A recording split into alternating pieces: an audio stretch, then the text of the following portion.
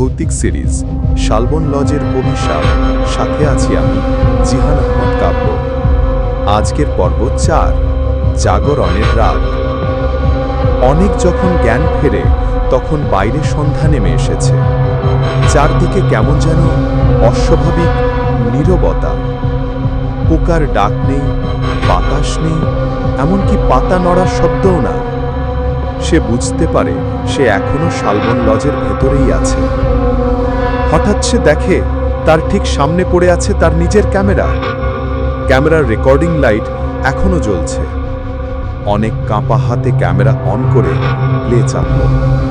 পর্দায় দেখা যায় লম্বা ছায়াটা সিঁড়ির ওপরে দাঁড়িয়ে আছে, ধীরে ধীরে নিচে নামছে, আর অনেক অচেতন অবস্থায় পড়ে আছে। কিন্তু সবচেয়ে ভয়ঙ্কর অংশটা ছিল শেষে। একটি শিশুর কণ্ঠ ক্যামেরার দিকে তাকিয়ে বলছে, আমরা এখনো ঘুমাইনি, আজ রাতেই জেগে উঠব। অনেক আতঙ্কে উঠে দাঁড়ায়। সে লজ থেকে বের হওয়ার চেষ্টা করে, কিন্তু দরজাগুলো সব বন্ধ। জানালা ভাঙতে গেলে দেখে কাঁচের ওপারে ঘন অন্ধকার। মনে হয় বাইরে রাত নয়, বরং কোনো কালো শূন্যতা। হঠাৎ পুরো লজ জুড়ে শিশুর হাসি ছড়িয়ে পড়ে। একসাথে অনেকগুলো শিশু হাসছে, কিন্তু হাসিটা মানুষের মতো নয়, ভাঙা, বিকৃত আর শীত লাগানো।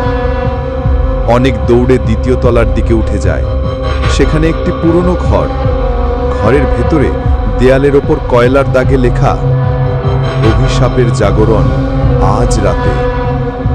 আর নিচে আঁকা একটি বড় কালো ছায়া, আর তার চারপাশে ছোট ছোট ছায়া, যেন কেউ লজের ভেতরের সব আত্মাকে এঁকেছে।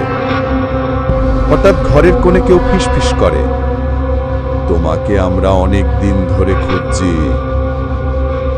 অনেক ঘুরে দেখে দরজার ফাঁক দিয়ে একটি ছোট ছেলের মাথা উঁকি দিচ্ছে।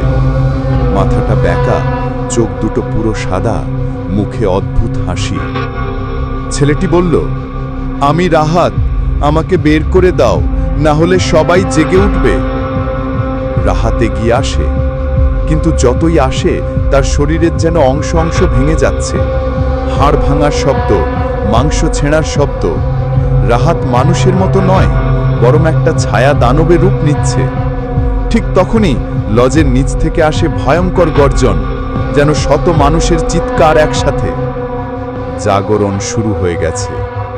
পর্ব 5-এ আপনারা দেখবেন আরও তীব্র, ভয়ঙ্কর এবং রহস্যময় কিছু। দেখতে সাবস্ক্রাইব করে সাথে থাকুন।